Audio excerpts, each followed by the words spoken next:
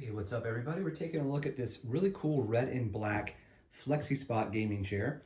This is the GC02. It took me about 20 minutes to assemble. It assembles exactly like any other gaming chair that's out there. I've probably assembled 6 or 7 now at this point in my life, and this one was just as simple as all the others.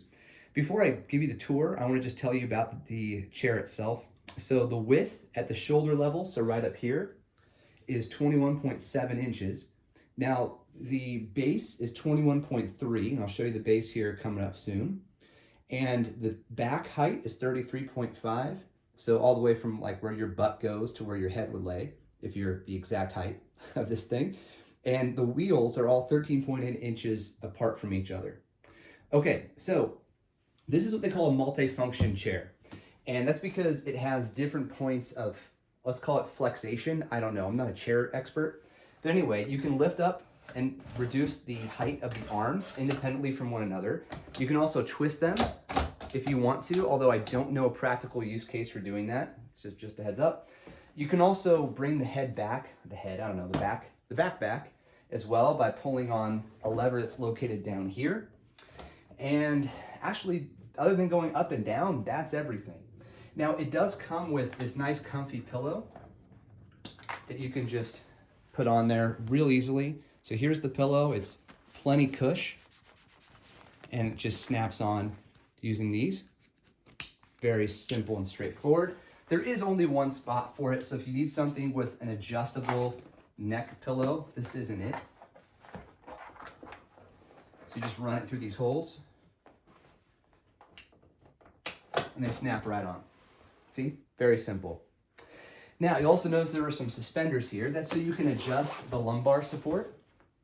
So I tend to keep mine on all of my chairs just above my lower back, but I also have a history of lower back pain since I was a young man, which I'm not anymore. All right. Now, it's plenty wide, and in fact, I'd almost call this like a borderline extra large chair. I'm about 5'11", 185, and I'm very comfortable in this chair. The up and down, again, I mentioned you can do that. I do wish they made chairs that were adjustable enough to go so high that you could actually sit in front of a standing desk. The desk that you can't see is on to my left here is also a Flexispot desk. It's the best standing desk ever. I love it, and I've got videos about it as well. So this thing is $250. It comes in this cool red, black, and white color scheme, and there's also a white and black model. It's on sale right now for $200, but I don't know when the sale's going to end, or maybe there'll be a better sale later. I have no idea. But I found this to be really a very comfortable chair. It can be a bit stiff, and it's not as cushy as other chairs. So I'll show you. I do have a Razer gaming chair that costs double. And for double, it is not double comfortable. But you can hopefully see some differences. You know, the size of the armrest, there's also more articulation with them. The material, a little bit more, I guess I'd say premium. But this lumbar support is one of the strangest lumbar supports I've seen, and it's not as comfortable as that simple pillow.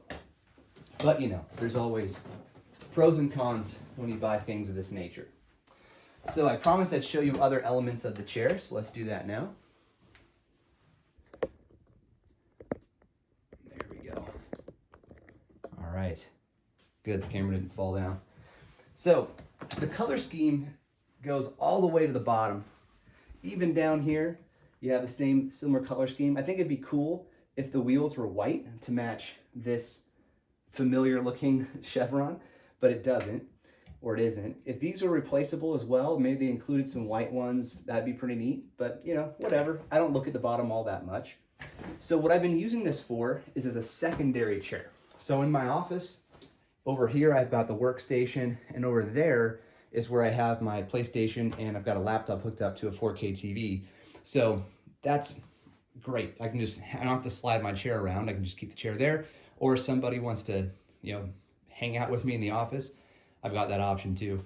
I just realized that I've got my heat pack in the video here.